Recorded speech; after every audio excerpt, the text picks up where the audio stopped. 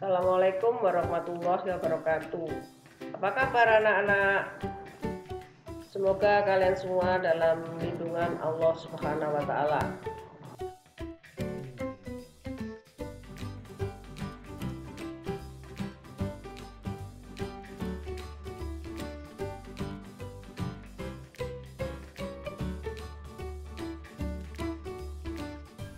Pythagoras merupakan salah satu tokoh dengan kontribusi yang cukup banyak pada bidang matematika. Beliau lahir pada tahun 570 sebelum Masehi di Pulau Samos di daerah Ionia. Salah satu kontribusi besar yang beliau berikan pada ilmu pengetahuan adalah Teorema Pythagoras.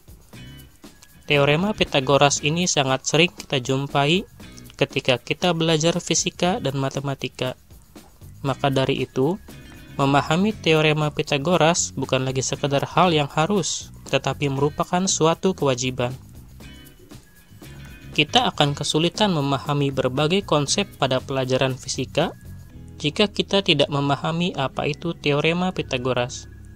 Beberapa contoh konsep-konsep fisika yang terkait dengan Pythagoras, misalnya perpindahan pada gerak lurus, berbagai konsep gaya dan medan, misalnya gaya dan medan gravitasi, serta berbagai konsep fisika yang lain. Teorema Pythagoras sebenarnya sangatlah sederhana. Teorema Pythagoras menyatakan bahwa kuadrat hipotenusa dari suatu segitiga siku-siku adalah sama dengan jumlah kuadrat dari kaki-kakinya. Jadi, bisa kita pahami bahwa teorema ini hanya berlaku untuk segitiga siku-siku, yaitu segitiga dengan salah satu sudut bernilai 90 derajat. Jika sisi miring kita sebut sebagai C, sementara sisi yang lain kita sebut sebagai A dan B, maka teorema Pythagoras di atas bisa kita tuliskan sebagai C kuadrat sama dengan A kuadrat ditambah B kuadrat. Sederhana sekali. Teorema Pythagoras hanyalah sesederhana itu. Jika guru atau buku-buku tentang teorema Pythagoras yang kalian baca memberikan banyak rumus, sebenarnya itu hanyalah karena kalian tidak memahami bahwa ketiga rumus tersebut hanyalah rumus yang sama, hanya memindahkan variabel melewati sama dengan. Hanya ada sebuah persamaan yang perlu kita ingat. Kita pun tak perlu terpaku dengan A, B, dan C. Saya sendiri lebih mengingat Pythagoras sebagai sisi miring kuadrat sama dengan sisi lain kuadrat ditambah sisi lain kuadrat.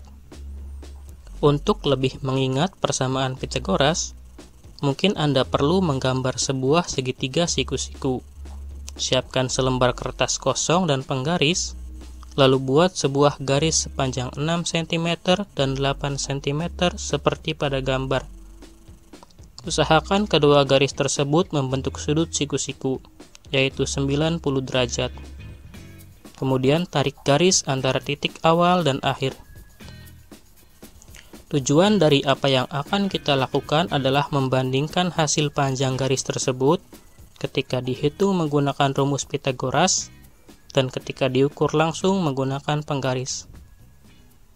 Berdasarkan teorema Pythagoras, yaitu sisi miring kuadrat sama dengan sisi lain kuadrat ditambah sisi lain kuadrat, kita akan memperoleh sisi miring kuadrat sama dengan 100, atau sisi miring sama dengan akar 100, yaitu 10.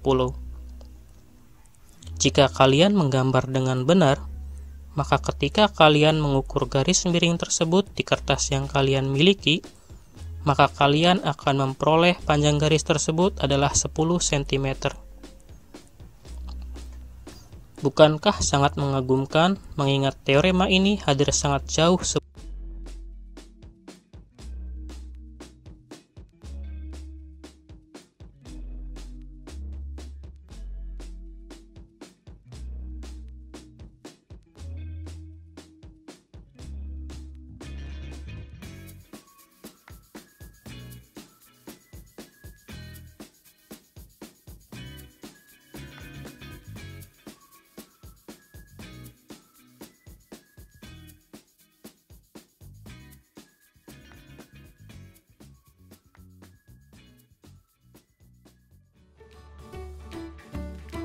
demikian pembelajaran matematika hari ini.